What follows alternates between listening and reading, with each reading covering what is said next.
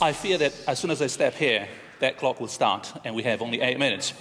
So, 7:59. Actually, welcome everybody. So, philosophy is the best game in town when it comes to asking why questions.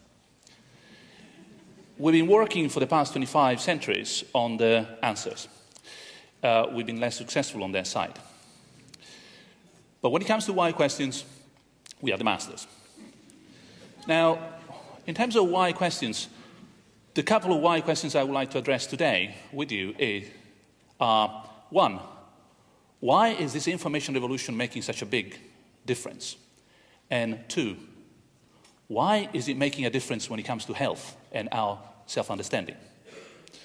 So I see that you can see what I see. So let's start. And I promise to be as quick and as shallow as I can possibly be. Just in case you were afraid of some deep thinking.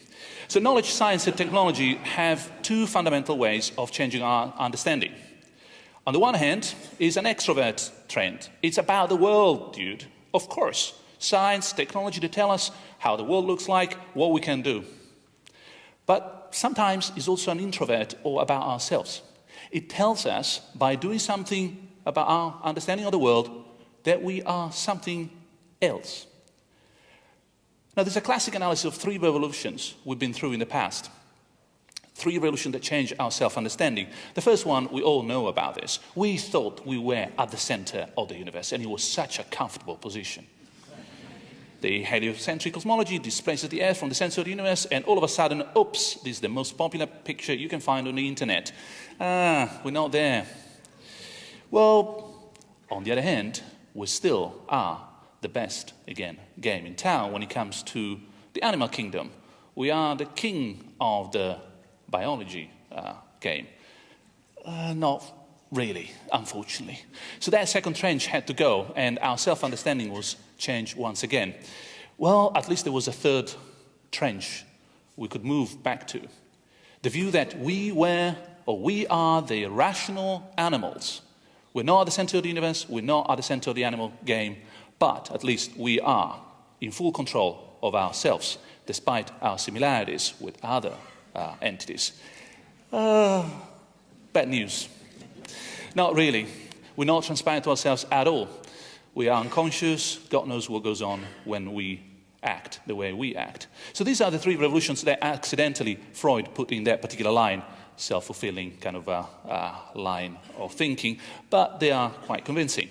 What's the point here? Well, we are different kind of agents from what we thought we were. We're not at the center of the universe, we're not at the center of the animal kingdom, we're not at the center of the rational game either. And we thought, well, at least that must be it for bad news. Not really. It's a trust a philosopher when it comes to bad news. We know the game. There is a fourth revolution coming, and in fact that's, I would like to insist, why we find the information revolution so dramatically amazing. It's not about what we can do, not only. The point is not that, wow, this iPhone is so cool. It is about what that technology and the computer science behind it is actually telling about ourselves, and that's why we find it so dramatic. So it's a fourth revolution, and if we need a hero from Cambridge, I'm afraid, it will do. So the information revolution is deeply affecting our understanding of ourselves as agents. Information is becoming our environment. You just have to drive a GPS car to know what that means, their own life, that was mentioned before, and that's the infosphere. And within that infosphere, we are becoming informational organisms, inforgs. And that, I would argue, for the next 3 minutes and a half, is the second half of my attempt, as I said, lame attempt to answer the why question. Why the information revolution is so dramatic? Well, because after the fourth revolution, we are discovering that we are interconnected information organisms, that we're not standalone little things without a network behind, that we live in an infosphere, we interact with other agents. The fact that most of the time we are interacting with artificial agents tells us more about ourselves than about the success of AI. Within that context, here's the second why question. So what difference does it make to our health and our self-understanding? We lived for a long while in a Newtonian perspective. The view that basically we are mechanisms. Something goes wrong, you can fix it. You need to fix the mechanism. That was the view that came with Descartes to some extent, and with Newton to some other extent. I would like to push you towards a different perspective. There are two concepts and two trends in e-health that are being transformed, fostered by this information revolution as a fourth revolution. One is the view that we have a transparent body. You can see more and more inside our mechanisms than ever before. The other one is that we are getting used to the idea that it's not just my body, your body, but we share a body, not in any metaphysical, fancy, philosophical sense, but in the sense that we belong to that group of people who have that kind of body. Those are the two concepts, the two trends. One is called, using some IT terminology, the democratization of health information. Nothing to do with political movement. It means that the data that we have or own about ourselves are spread all over the place. In your iPhone, in your hard disk, in the cloud. And that is making a difference in terms of how we understand a patient-oriented health system. And the second trend is the socialization of health conditions. You just have to pick up some files on YouTube to understand that there are groups organized around particular health conditions.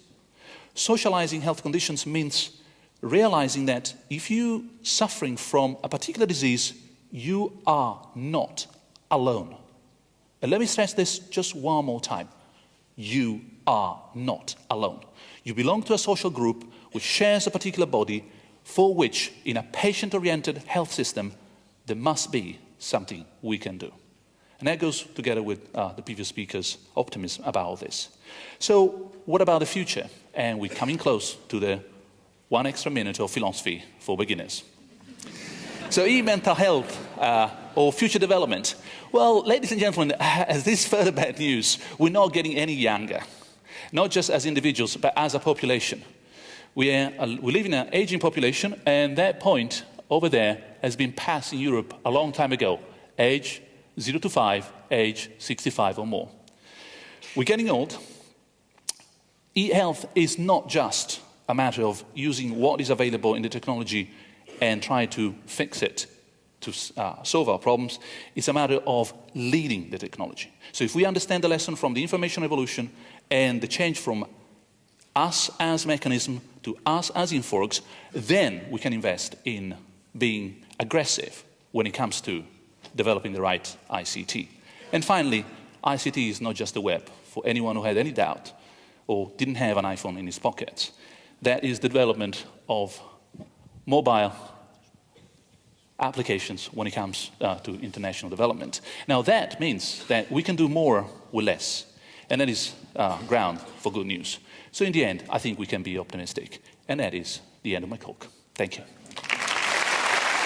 Thank you very much.